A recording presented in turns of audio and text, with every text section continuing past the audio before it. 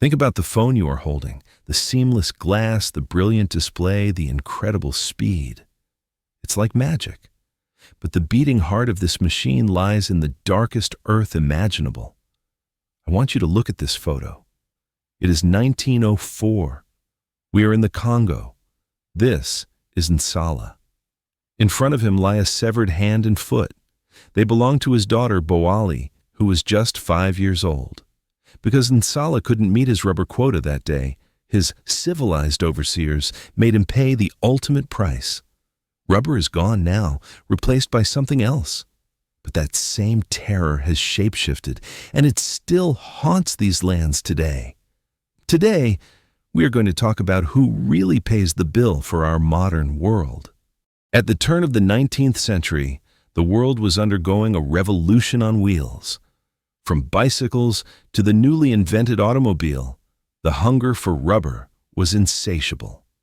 King Leopold II of Belgium declared the Congo not as a colony, but as his own private estate. It was not a country, it was a vast, open-air prison.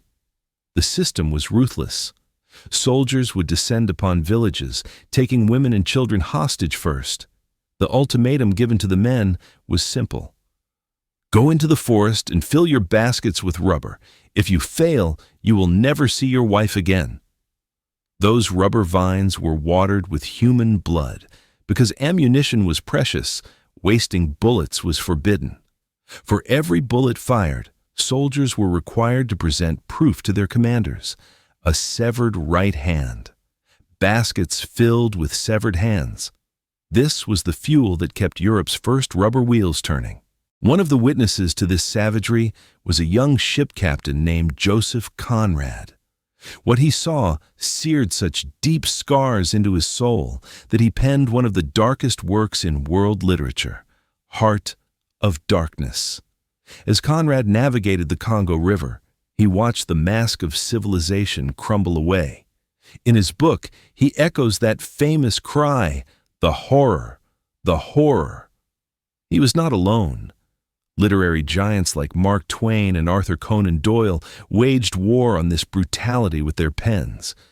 Once the world looked upon that photograph of Nsala, silence was no longer possible. King Leopold was stripped of his kingdom. But the curse did not end. It simply changed its form. Let's fast forward to our present day, the 2020s.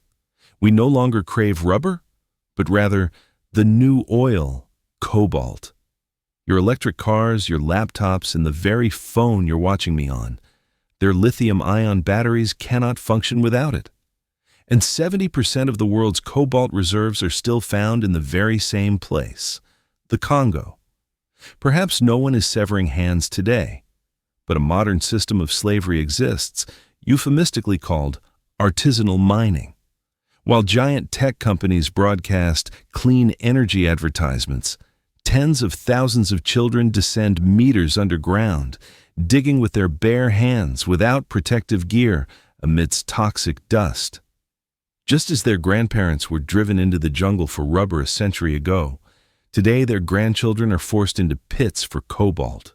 History doesn't repeat itself, but the failures of humanity certainly do.